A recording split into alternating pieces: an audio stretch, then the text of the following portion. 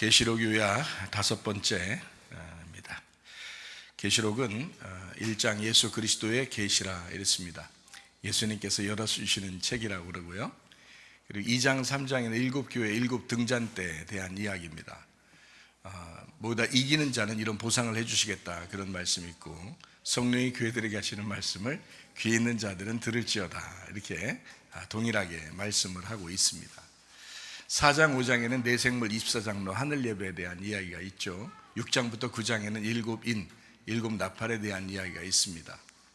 11장에는 2증인 2감람나무 2등잔대에 대한 이야기가 있어요. 14장에는 14만 4천 명 순결한 신부에 대해서 나와 있는 말씀들입니다. 16장부터 18장에는 7대접 음료 짐승 심판에 대한 이야기가 있습니다. 19장에는 어린 양의 혼인잔치 8절에 세마포 준비에 대해서 있죠. 20장에는 영 안에서 첫째 벌에 동참한다, 생명책에 기록한다는 말씀이 있습니다.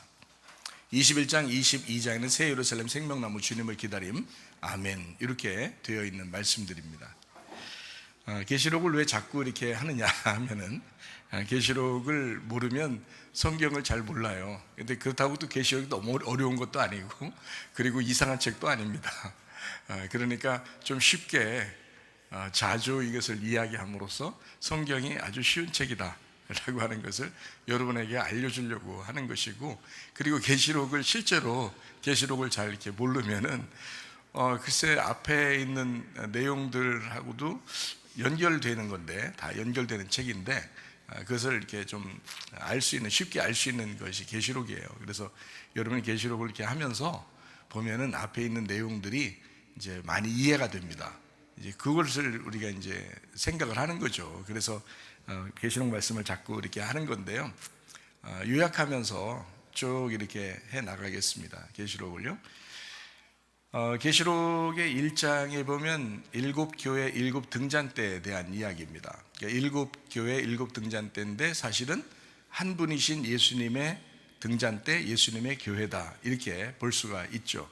그러니까 성막 성전에 있는 7가지로 되어 있는 등대를 하나의 달란트로 이렇게 만들죠. 이렇게 하나의 달란트로 이것을 쳐서 느려서 이렇게 만들거든요. 그러니까 요 7개의 가지가 7교회를 의미하는 거거든요. 이게 7교회가 있는 7등불. 그래서 그 7교회 사자들이 그 7개의 그 별이 돼서 이렇게 사자로서 이렇게 있다라고 얘기를 하는데, 그 복음을 증거하는 자들에 대한 이야기고요. 그리고 7이라고 하는 게 이제 7이 아니라 하나니까, 예수님이니까 예수님의 교회, 예수님의 그 복음 증거하는 자들, 예수님의 천사들, 예수님의 등잔대, 예수님의 교회, 이렇게 표현하는 거예요. 그래서 1장에는 이제 7교회에 대한 이야기가 거기에 나와 있고요. 예수님 어린 양에 대한 모습이 설명되어 있습니다. 그것이 이제 2장 3장에 쭉 이제 이어져 나가는 내용들인데, 2장 3장에 보면 7개 진짜 교회가 나와 있죠. 에베소 교회가 있고요. 그 다음에 서머나 교회가 있고, 그 다음에 버가모 교회가 있고, 두아디라 교회가 있고, 사대 교회가 있고, 빌라델비아 교회가 있고, 라오디게아 교회가 있습니다. 이렇게 7개 교회가 나타나요. 이게 시대적으로도 쭉 연결된다라고 볼 수도 있고요. 그리고 교회들마다 한 교회 한 교회가, 이 교회는 이런 교회 특징, 저 교회는 저런 교회 특징, 이렇게 해서 모든 교회들을 그렇게 특징적으로 이렇게 볼 수도 있는 이야기고요. 그리고 한 교회 안에 7개의 특성을 가진 사람들이 살아가고 있다. 이렇게 한 교회 안에, 이 공동체 안에 7가지의 특징을 가지고 이렇게 살아간다, 이렇게 볼 수도 있습니다. 이것을 이제 우리 마음 안으로 본다면, 이 마음 안에 7개의 마음이 있는데, 그 7개의 마음으로 이렇게 살아간다, 이렇게 볼 수 있다는 겁니다. 그러니까 이렇게 여러 가지로 이렇게 볼 수 있다는 얘기죠. 그러니까 이기는 자는 다 보상을 해주신다는 말이고요. 그리고 하나님이 이제 심판하는 경우도 있습니다. 그러니까 잘못하면 혼낸다, 징계한다는 것이고, 그리고 잘하면 보상을 내려준다. 근데 잘한다는 것은 이제 이긴다는 거고, 못한다, 그 말은 진다는 얘기입니다. 그러니까 이제 계시록의 1장, 2장, 3장을 보니까 처음에 시작할 때부터 뭘 얘기하려고 그러는 거예요? 지면은 징계받고, 이기면 보상을 해주신다. 그런 거 보니까 뭐가 이제 진행되고 있다는 거예요? 앞으로 진행될 거라는 거예요. 뭐가 진행되겠죠? 전쟁이죠. 영적 전쟁입니다. 그러니까 계시록은 영적 전쟁에 대한 이야기죠. 여러분이 이제 잘 알듯이 빛의 갑옷이라는 옷이 있죠. 그리고 전신갑주라는 옷이 있죠. 다 예수님을 나타내는 겁니다. 그리스도를 말하는 것인데, 그런 전신갑주를 입고 빛의 갑옷을 입는다는 말은 역시 그것도 뭐예요? 영적 전쟁입니다. 그렇죠? 근데 그렇게 꼭 입으래요. 그렇죠?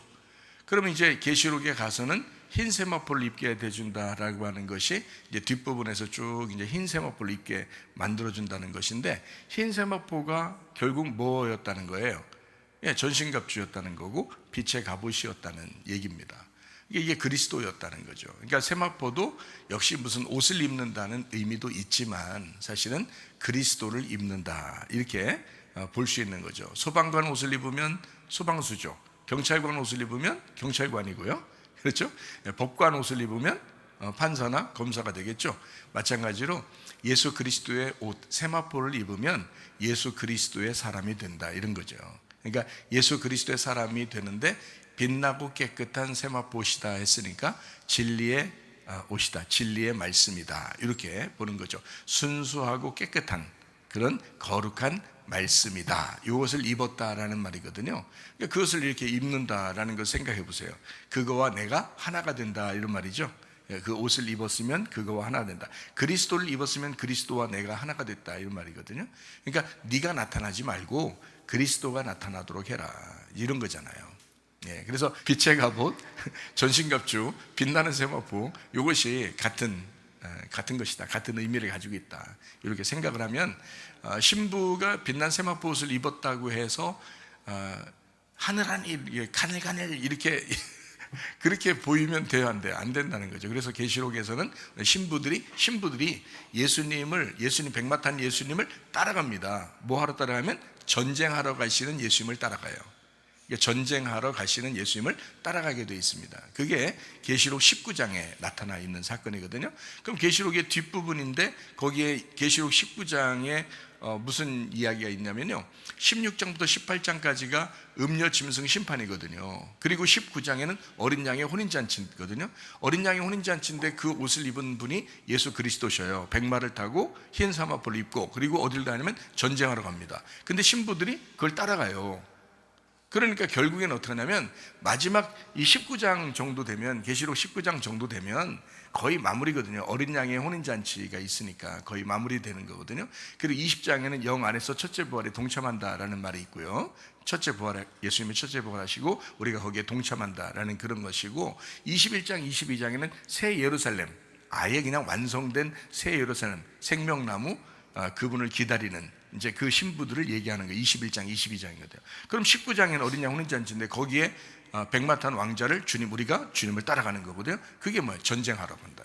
전쟁하러. 그러니까 결국에는 계시록은 앞에 그 7 교회가 어린 양 대신 예수님과 함께 뭐 하러 가는 거냐면 이기러 가는 거예요. 그러니까 이기는 목적을 갖는다. 다시 말하면 전쟁하기 위해서 가는 거예요. 그러니까 이기는 자는 보상을 해주시고 지면은 징계를 받는다, 이렇게 되는 겁니다. 이것이 이제 계시록의 시작하면서 7 교회에 대한 이야기가 쭉 설명이 되어 있는 거거든요. 자, 7 교회가 에베소 교회, 소모나 교회, 버가모 교회, 두아디라 교회, 사대 교회, 빌라델비아 교회, 라오디게아 교회, 이렇게 7 교회가 이제 2장, 3장의 내용입니다. 자, 4장, 5장의 내용은 여러분이 이제 들어서 알겠지만 4장, 5장의 내용은 내생물 24장로 하늘 예배에 대한 이야기예요. 그럼 하늘 예배라고 하는 건 여러분이 어떻게 해야지 하늘 예배 알 수 있어요? 하늘 예배를 알아요? 모르죠. 하늘 예배를 모르잖아요. 우리가 안 보이잖아요. 그래서 내생물 24장로가 하늘 예배를 드리는데 그 하늘 예배는 영적인 얘기잖아요. 영적 예배라고요. 그러니까 영의 예배이기 때문에 우리가 보이질 않아요. 보이지 않는 예배를. 그러니까 내생물도 24장로도 역시 보이지 않는 이야기를 하는 것이다. 근데 그 하늘의 예배가 이 땅에 내려와서 예배를 드려요. 어디서요? 성막에서, 성전에서. 그죠? 성막에서, 성전에서, 그리고 교회에서 예배를 드린다는 거죠. 그러면 성막, 성전, 교회라고 하는 게 이 땅에 있는데, 하늘의 예배는 내생물 24장로 하늘 예배를 드린다는 거죠. 그러면 내생물 24장로가 다 어디에 해당되는 거란 말이에요? 하늘에 해당되는 얘기죠. 그러니까 땅에 있는 얘기는, 땅에서 사람들이 막 짐승을 섬기고 음녀를 따라가서 막 그 하나님을 반대해서 살아가고 막 이러잖아요. 그러면 짐승이나 음녀를 따라가는 게, 이 짐승은 또 누굴 따라가면 용, 마귀, 사탄, 이걸 따라간단 말이에요. 그죠? 그러니까 뱀이 마귀요 사탄이다, 용이다 이러잖아요. 그러니까 큰 용, 옛뱀, 마귀요 사탄이다. 그거를 따라가는 자가 짐승, 그리고 음녀가 그 짐승을 따라서 같이 가요. 그러니까 이게 같은 편이죠. 용, 뱀, 마귀, 사탄이 짐승, 음녀와 한 편이란 말이에요.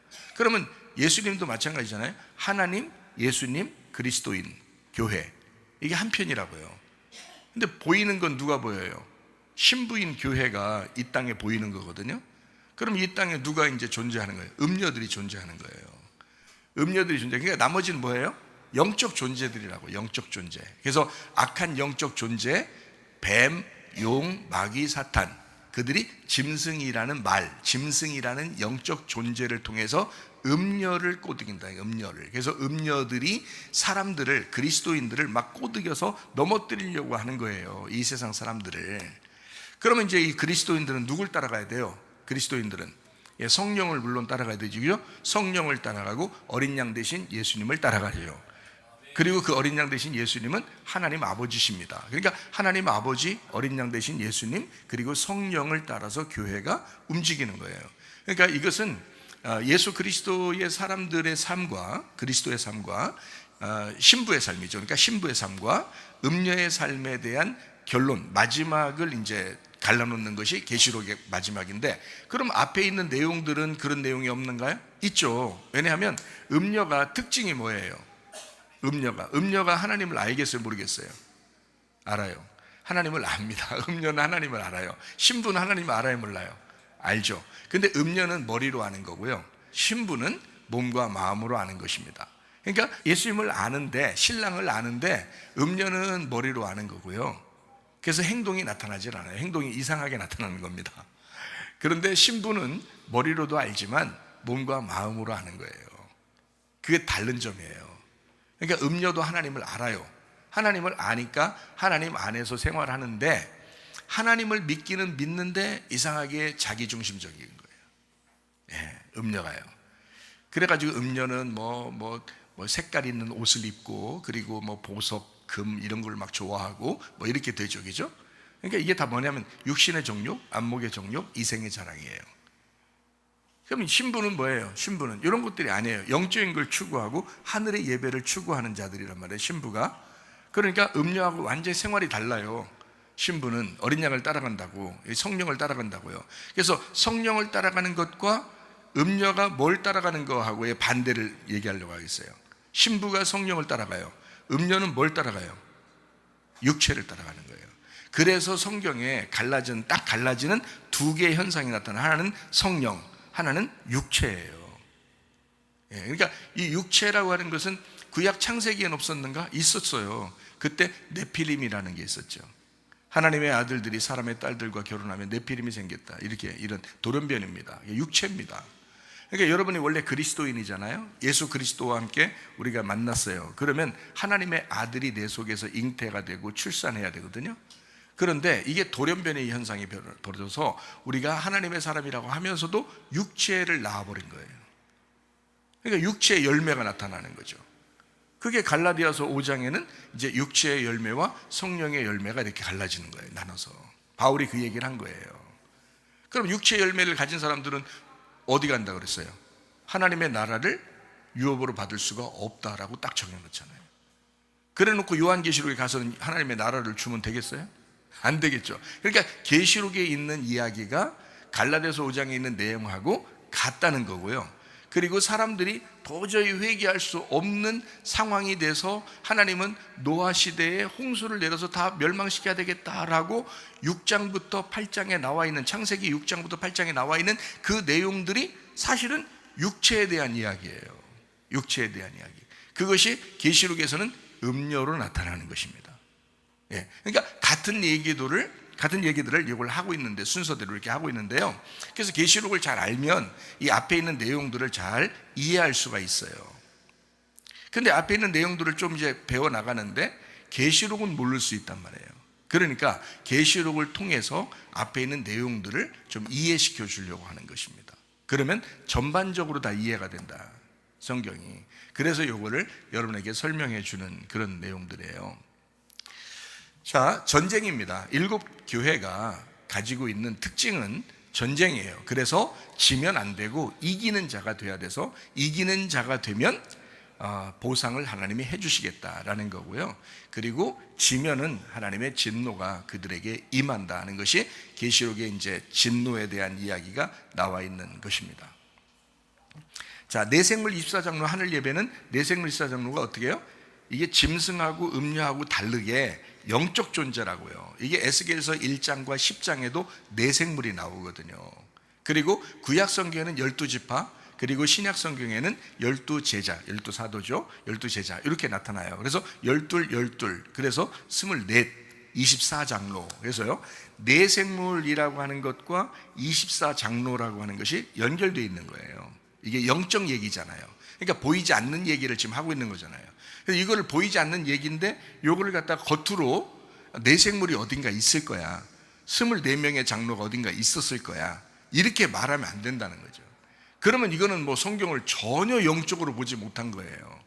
성경을 이상하게 본 거예요. 그죠? 24명의 장로가 어딘가 있었을 거야, 옛날에는, 지금은 안 보여도 그때는 있었을 거야 라고 얘기하면 안 된다는 거죠. 내생물이 어딘가에 있었을 거야. 그러면 그 내생물이 그때 있었는데 언제 죽어요? 내생물이 안 죽는 영적 존재인데, 성경의 그 내생물은 하나님의 눈과 같은 것인데, 근데 그들이 왜 죽겠냐고. 안 죽죠. 그럼 지금도 막 날로 돌아다녀야 돼, 어딘가는. 그 내생물이 어떻게 생겼다고 했어요?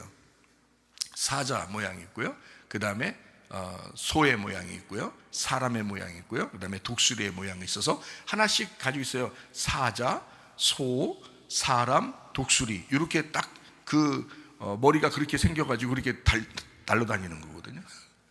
그런, 우리가 볼 때 괴물같이 그런 이야기를 하면 안 되죠.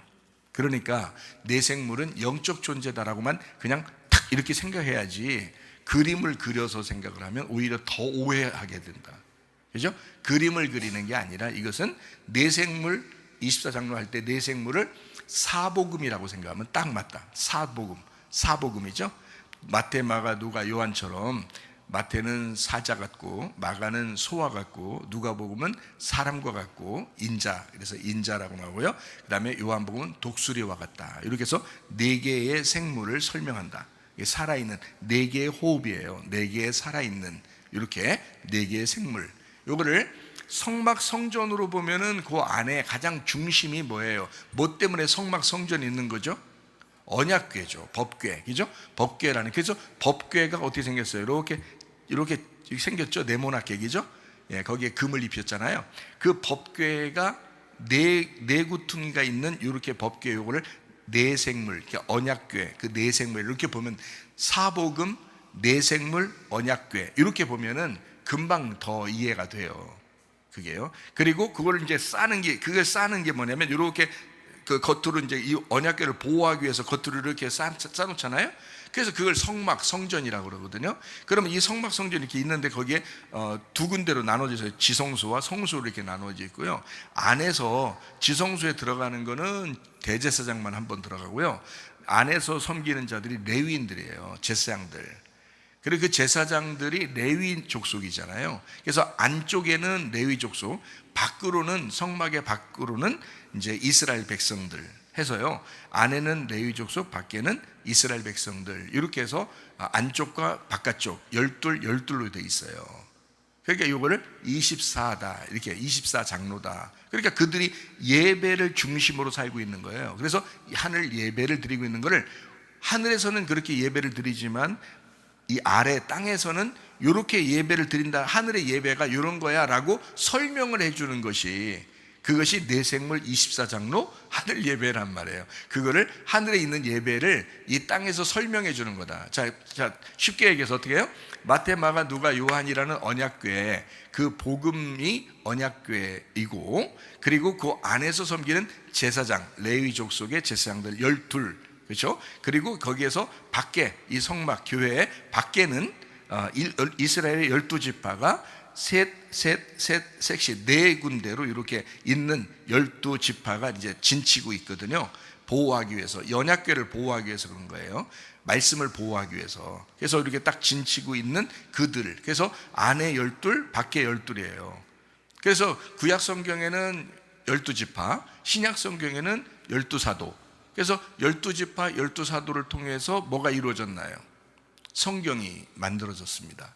그래서 이 성경 말씀의 핵심은 복음인데, 언약이라는 복음인데, 이 말씀이 옛날 언약과 새로운 언약으로 되어 있다. 그래서 새로운 언약을 복음이라고 그러고 옛날 언약을 율법이라고 이렇게 말한다, 이렇게 얘기해요. 그래서 12지파, 12사도 요거를 표현한 거죠. 이걸 표현하기 위해서 영적으로 설명을 해야 되니까. 자, 하늘의 예배가 뭘로 예배를 드리겠어요? 언약이라는 말씀으로 예배 드리는 거예요. 언약이라는 말씀으로 예배 드리는데, 이것이 내생물 24장로로 이루어진 예수님에게 굴복하는 하늘의 예배다, 영적인 예배다. 이렇게 된 것이 내생물 24장로 하늘 예배를 설명하는 4장 5장, 계시록의 4장 5장의 핵심입니다.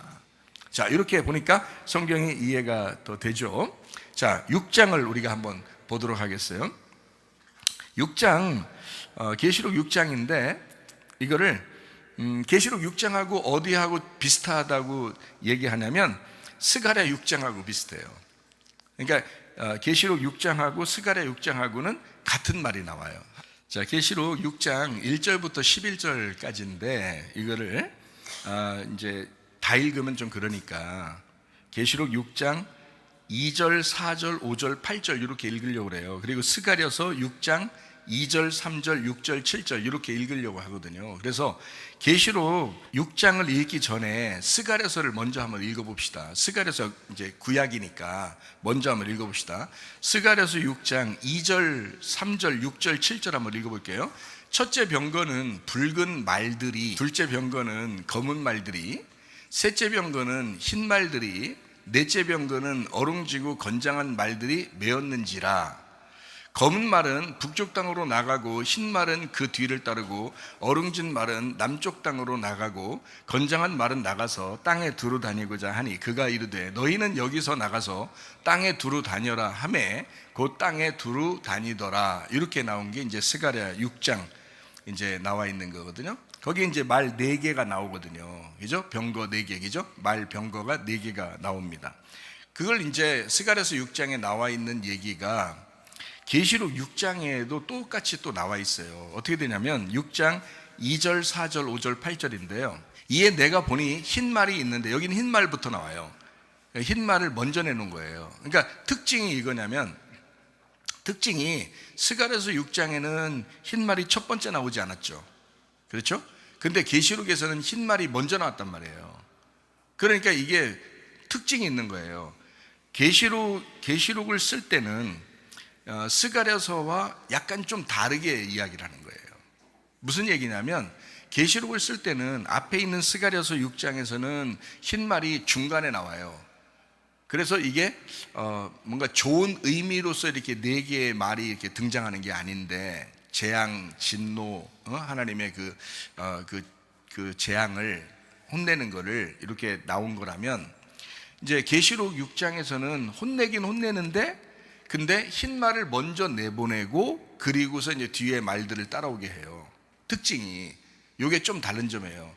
그래서 계시록 6장 2절에 보니까 이에 내가 보니 흰 말이 있는데 그 탄 자가 활을 가졌고 멸류관을 받고 나가서 이기고 또 이기려고 하더라 라고 했어요. 여기 이제 흰 말 탄 자가 활을 가졌다, 멸류관을 받고 이기고 또 이긴대요. 그러니까 이게 이제 해석이 완전히 반대로 할 수 있거든요. 완전히 반대로. 어떻게 해석이 되냐면, 제가 옛날에 이제 생각했던 배웠던 이야기, 그런 신학교에서 배웠던 그런 이야기를 보면, 이 흰 말이 있는데 활을 가졌다. 그럼 이 활을 가진 것이 이게 지팡이를 가졌는데 지팡이가 이렇게 휘었다는 거죠. 활처럼 이렇게 휘었다는 거죠.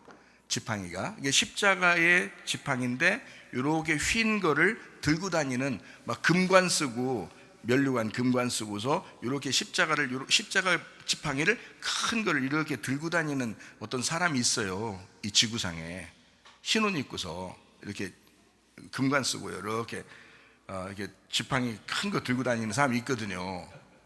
그래서 종교하고 이제 뭐 황제를 합해서 이렇게 있는 그 사람이 그런 거 들고 다녀요.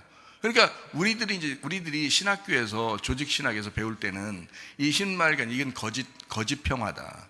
평화가 진짜 평화가 아니고 종교적인 거짓 평화를 가지는데 그 활 같은 이런 지팡이를 이렇게 들고 다니는 그 사람이 주동해서 이렇게 하고 있는 것이다. 이렇게 배웠어요. 그리고 실제 종교 개혁 시대에는 그렇게 생각을 했습니다. 왜냐하면 종교 개혁 시대에는 그 종교가 개신교, 기독교를 핍박해서 수많은 사람을 죽였거든요.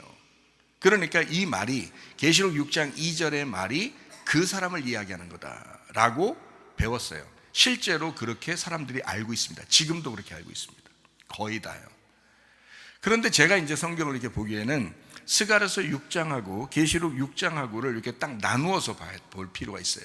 그래서 스가랴서 6장에는 재앙을 내리는 그 순서, 재앙을 내리는 거대로 이렇게 재앙을 중심으로 이야기한다면 계시록 6장에서는 흰 말이 있는데 이게 활을 가졌대요. 근데 활 같은 지팡이를 얘기하는 게 아니고 활이에요, 활. 이 활이라고 하는 건요, 여러분이 성경을 통해서 이제 이 계시록을 보려면 앞에하고 다 연결을 해서 봐야 돼요. 이 활이라고 하는 게 무슨 단어냐면 원래요, 구약에 노아 홍수가 나고 난 다음에 하나님이 무지개를 이렇게 열었죠, 그죠? 무지개를 이렇게 내놨는데 그 무지개라는 게 활이라는 단어예요. 그 무지개가 활. 그러면 이 무지개라는 활을 가졌고라는 말은 언약의 말씀을 가진 거예요. 그러면 자, 흰 말도 탔죠. 흰 말도 탔죠. 무지개라는 언약도 가지고 있죠. 그리고 이기고 있죠. 그러면 지금 여러분 생각해 보세요. 자, 계시록은 2장 3장에 분명히 7교회가 나타나는데 이기는 자는 하나님이 보상을 해주신다 그러잖아요. 근데 그 진짜 이기는 자가 예수님이시고요. 그리고 우리가 주님을 이기는 자를 따라가서 같이 이겨야 되잖아요. 그래서 이기는 자에게는 보상이 있다고 우리한테. 그러면 이긴다는 말은 뭐에 해당되는 말이라고? 뭐 때문에 그 말이 나왔다고요? 예, 전쟁 때문에, 영적 전쟁 때문에 있는 이야기라고 했잖아요. 그런데 계시록 6장에 보면 계속 우리를 이기고 또 이기시려고 하는 분이 먼저 나타났다는 거예요.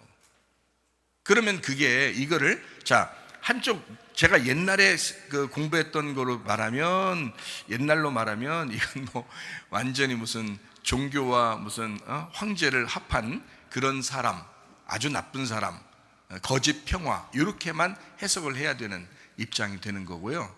만약에 이것을 성경을 영적으로 봐서 계시록을 이게 전체적으로 딱 이렇게 놓고 볼 때는 이것은 진짜 평화를 의미하는 거죠. 진짜 평화. 그러니까 언약의 말씀을 의미하는 거란 말이에요. 흰 말을 탔죠. 그리고 이기는데 누굴 이기려고 한다. 이걸 이제 생각해야 되죠. 그죠? 그러니까 사람들이 볼 때는 자, 전체적으로 전쟁이 일어나서 그 어떤 자가 기독교를 핍박하고 죽일 거야 라는 것으로 본 거잖아요. 그죠? 계시록을 그렇게 해석한 거잖아요.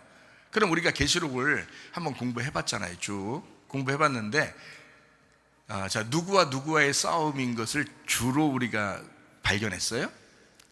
예수님하고 나하고의 싸움인 것을 발견했죠. 그러면 예수님이 흰 말을 타고 활을 가지고, 만약에 예수님이라면 자, 흰 말을 타고 활을 가지고 언약의 말씀을 가지고 계속 이긴다면 누구를 이기려고 자꾸 하는 거겠어요? 나를 이기려고 하는 거잖아요. 나를 계속 이기는데 어떤 식으로 이겨요? 나를 진노하고 재앙을 내려서라도, 나를 심판해서라도 나를 이기려고 하시는 분이다. 그러면 내가 어떻게 돼야 된다는 거예요? 내가 계속 패배하고 예수님에게서 내가 파쇄되고 예수님에게서 내가 무너지는 사람, 겸손하게 다 낮아지는 사람이 돼야 부활한다는 거죠.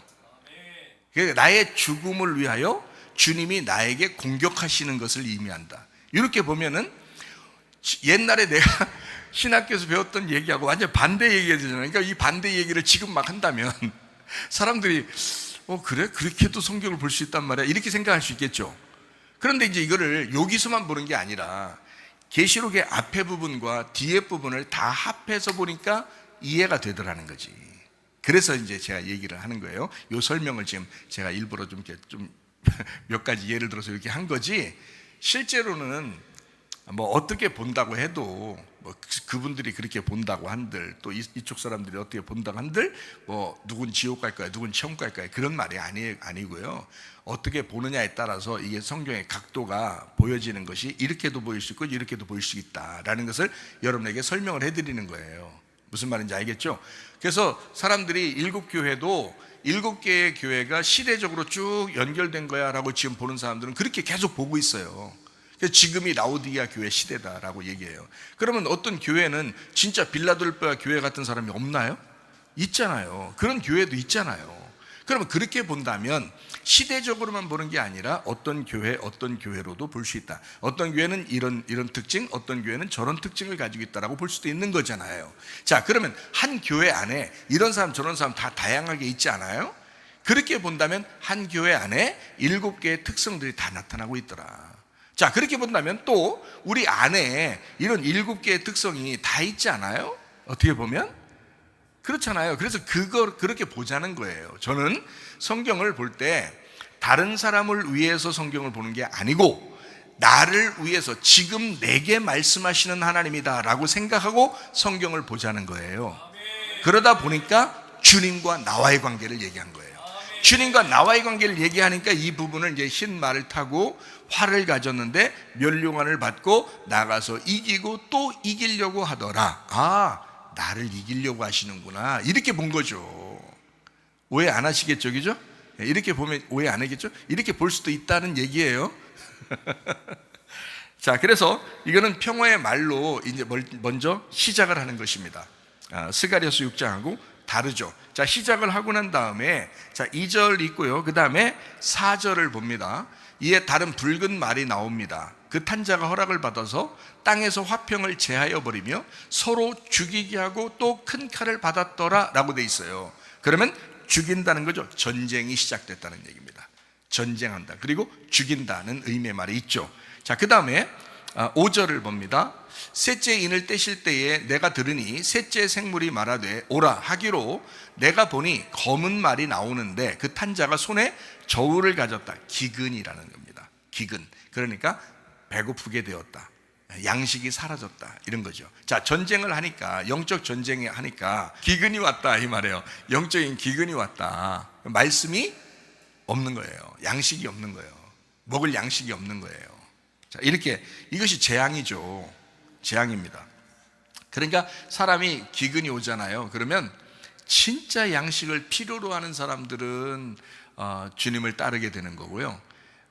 그냥 그 양식이 없는 김에 그냥 자기 맘대로 사는 사람은 멸망하는 겁니다. 그래서 예수님이 우리한테 뭐라 그래요? 심령이 가난한 자가 돼야 된다. 심령 가난하면 그게 천국이 너희 것이야, 그러잖아요.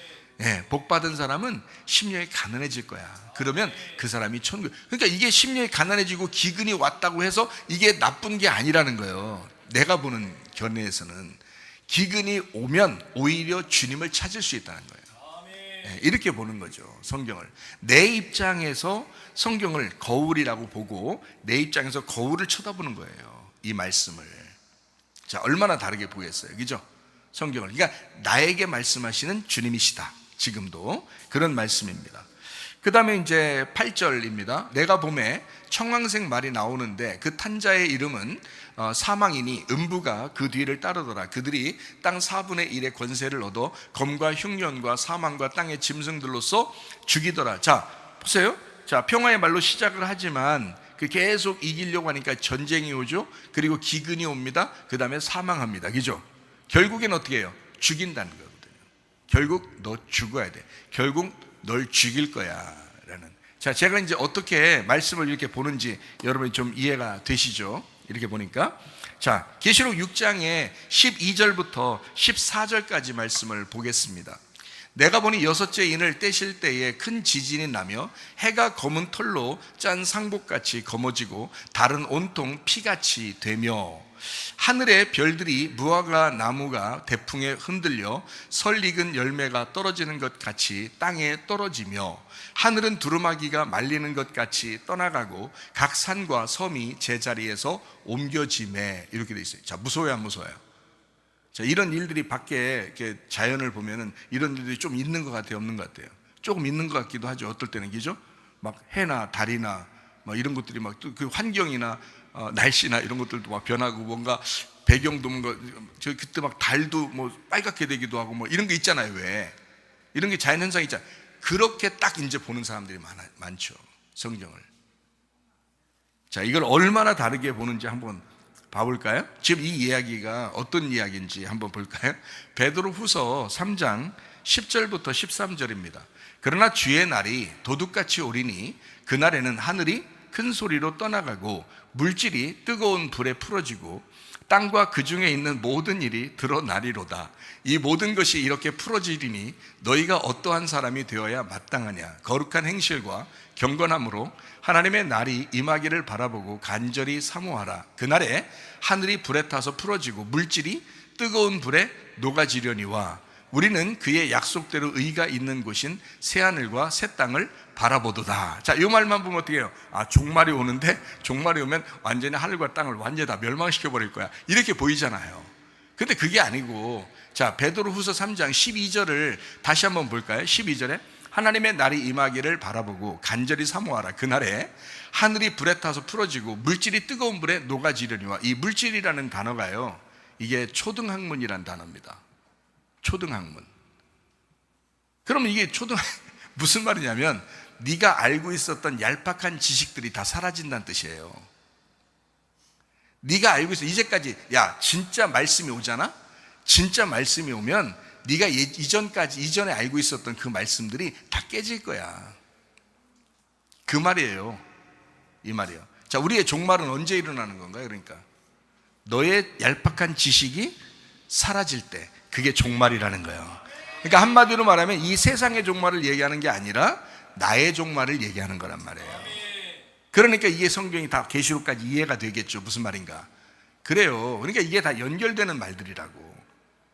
자, 이거를 또 하나 연결시켜 볼까요? 사도행전 2장 1절부터 4절입니다. 오순절 날이 이미 이름에 그들이 다 같이 한 곳에 모였는데 호련히 하늘로부터 급하고 강한 바람 같은 소리가 있어 그들이 앉은 온 집에 가득하며 마치 불의 혀처럼 갈라지는 것들이 그들에게 보여 각 사람 위에 하나씩 임하여 있더니 그들이 다 성령의 충만함을 받고 성령이 말하게 하심을 따라 다른 언어들로 말하기를 시작하니라. 자, 어때요? 이전 사람이 완전 성령 충만 받고 바뀌었던 날이 있었죠. 오순절 성령 충만입니다. 그렇죠? 자, 사도행전 2장에 일어난 일을 2장 15절부터 21절을 한번 볼까요? 때가 제3시니 너희 생각같이 이 사람들이 취한 것이 아니다. 술 취한 게 아니다. 이는 곧 선지자 요엘을 통하여 말씀하신 것이 일렀는데 하나님이 말씀하시기를 말세에, 자, 말세에 일어나는 일이 지금 오늘 일어난 거야 라는 그런 말이거든요. 자, 말세에 내가 내 영을 모든 육체에 부어주리니 너희의 자녀들은 예언할 것이요 너희의 젊은이들은 환상을 보고 너희의 늙은이들은 꿈을 꾸리라. 그때 내가 내 영을 내 남종과 여종들에게 부어주리니 그들이 예언할 것이요 또 내가 위로 하늘에서는 기사를 아래로 땅에서는 징조를 베풀리니 곧 피와 불과 연기로다. 주의 크고 영화로운 날이 이르기 전에 해가 변하여 어두워지고 달이 변하여 피가 되리라. 누구든지 주의 이름을 부르는 자는 구원을 받으리라 하였느니라. 자, 성령 충만 임했는데 사람들이 야 대낮 이제 이거 술 먹은 거 아니야? 이렇게 얘기하니까 이제 이런 얘기를 한 거예요. 지금 뭐라고 얘기한 거냐면, 야, 요엘이 얘기했던 거 있잖아, 예언했던 거, 그게 오늘 이루어진 거야, 이 말이에요. 요엘이 얘기했던 그 이야기가 오늘 이루어진 거야 라고 하면서 오늘 성령 충만, 이제는 주의 이름을 부르는 자들이 다 구원받을 거야. 이거 놀랄 노자거든요. 왜냐하면 그 사람들은, 이스라엘 사람들은 다 자기들만 구원받는다고 생각했어요. 근데 주의 이름을 부르는 모든 사람이 다 이제 구원받게 생겼네. 이건 완전히 세상이 뒤집어지는 얘기야. 세상이 뒤집어지는 얘기. 그리고 뭐 어린아이들은 뭐 예언하지, 노인들은 뭐 꿈을 꾸지, 뭐 젊은이들은 환상을 보지, 막 이런 얘기들을 막 하는 거예요.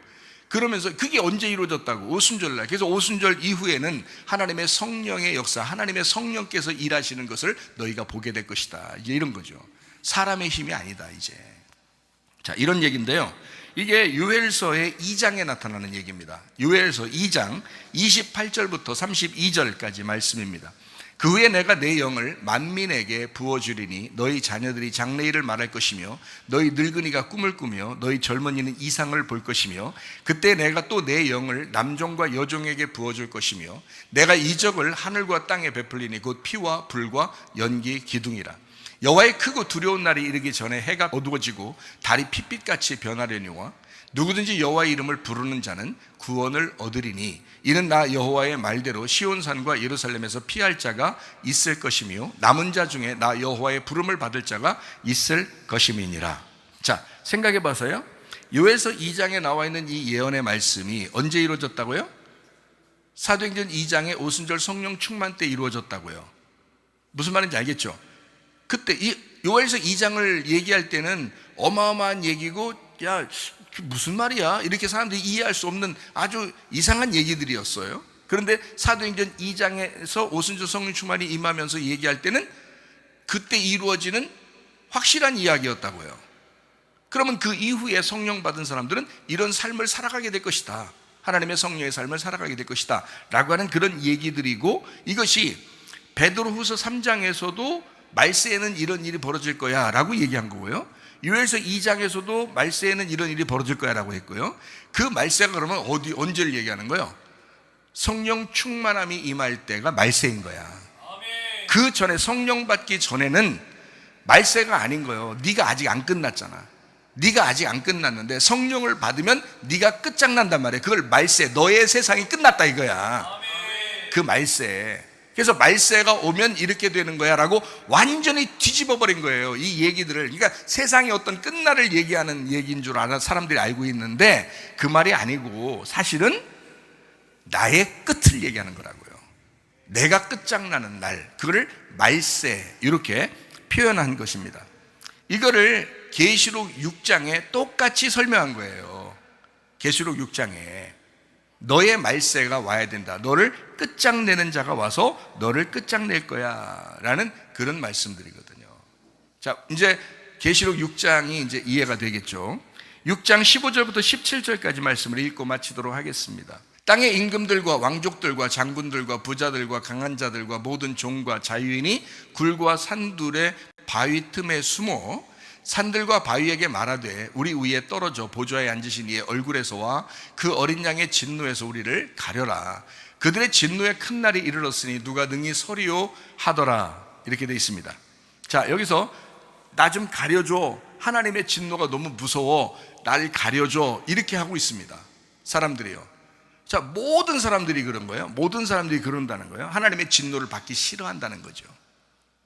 근데 우리가 지금 성경을, 자, 계시록 6장과 베드로후서 3장과 사도행전 2장을 또 요엘서 2장을 다 읽어보니까 말세는 우리에게 이루어져야 돼, 안 이루어져야 돼?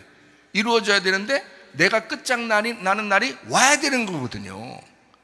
그러니까 한마디로 말하면 가려달라고 하지 말았어야 되는 거는, 그죠? 이게 지금 반대로 얘기한다면 가려달라고 하지 말았어야 돼. 가리지 말고 진노가 떨어지도록 기도했어야 되는 거예요, 반대로 얘기하면. 그죠? 그러니 여기 제가 반대로 얘기하니까 사람들이 좋아하겠냐고.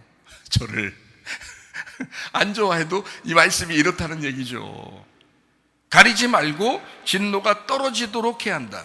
다시 말하면 파괴되도록 해야 된다. 나를 파괴시켜 주십시오, 나를 무너뜨려 주십시오라고 기도했어야 된다 이거죠. 무슨 말인지 알겠나요? 다시 말하면 내가 파괴되는 것이 그게 복음이라는 거예요. 복음은 뭐예요? 이제 율법적으로 살았던 내가, 내중심적으로 살았던 내가, 복음이라는 성령의 충만함이 들어왔어요. 하나님의 성령이 이제 나를 지배하기 시작했어요. 그러면 그게 복음이에요. 그러니까 내가 끝장났어, 내가 다 파괴가 됐어. 그러니까 복음은 기쁜 거죠, 즐거운 거죠, 우리에게 천국을 안겨주는 거죠. 그 복음이 우리에게 누구를 들어오게 만들었어요? 예수님을 들어오게 만들었죠.